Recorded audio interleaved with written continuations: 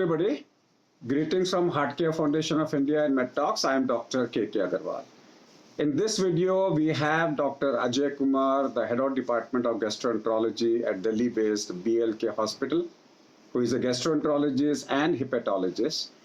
And we'll be discussing an important subject, and that is fatty liver, non-alcoholic fatty liver disease, prevalent in India up to 36%.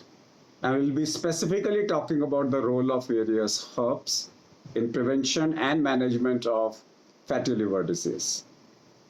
We know that traditional medicines do prevent fatty liver by various mechanisms. This can be reducing lipogenesis through down-regulating sterol regulatory element binding protein, which is 1C.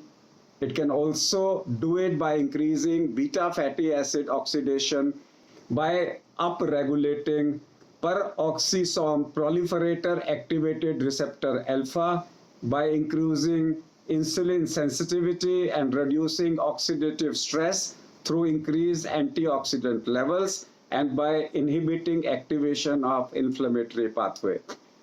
Remember, a fatty liver disease is prone to inflammatory disease, and fatty disease is associated with all types of inflammation in the body, leading to cerebrovascular disease, heart disease, metabolic syndrome, PCOD. They are all low-grade inflammatory disease.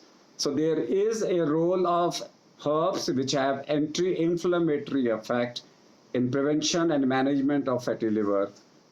Hello friends, I am Dr. Ajay Kumar. I am Chairman and Head of the Department of BLK Institute of Digestive and Liver Diseases in New Delhi.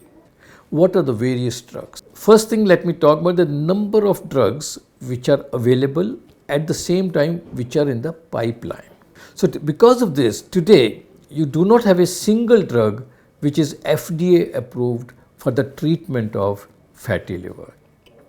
But let's discuss what is available to us and what we regularly use. And out of this, let's talk about vitamin E as the first treatment.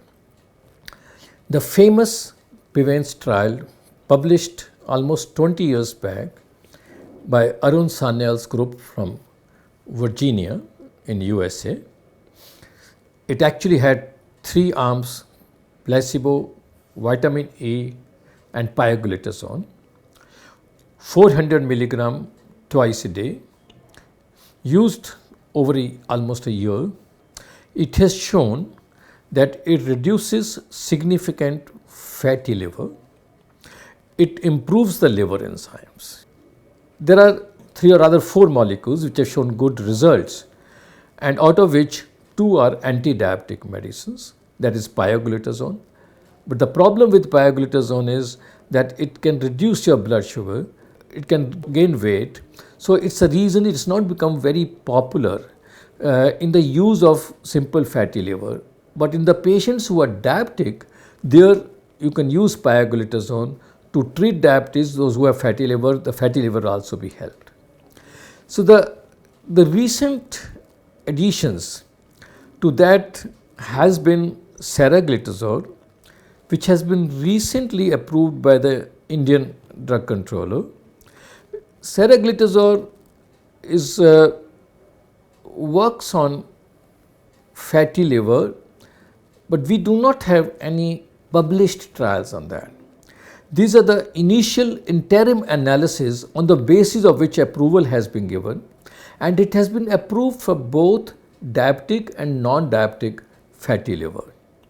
So this is a new drug, but we need to see its more use. But even this drug, we do not have any data to show that it reduces fibrosis. Now that brings us to the next medicines. There is the 2 drugs which are more to be discussed. That is the liraglutide, which is an anti-diabetic drug, used as injectable, used once a week. A recent drug introduced in the Indian market, and which is obeticholic acid, initially approved for primary biliary cirrhosis, but later on the 2 trials have shown that it is useful in a fatty liver. And another thing to understand, the selection of medicines for treating diabetes.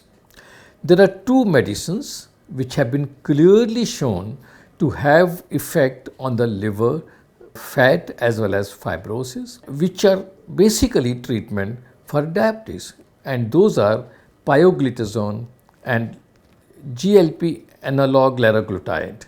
Both are useful medicines, and we should be, if we have to need to select the medicines, then we have to use that. Even metformin has been shown to have effect on the fatty liver, but that is primarily by reducing the weight rather than a direct effect on the fatty liver. A lot of people are quite apprehensive for giving statins in a liver disease. But if the liver disease is secondary to high cholesterol and high triglycerides, then statins are very rewarding and useful medicines. General advice is that when you resort to the treatment with the pharmacological treatment, only in those patients who have fibrosis, and some people believe that you must do a liver biopsy before starting these patients on any of these pharmacological treatment.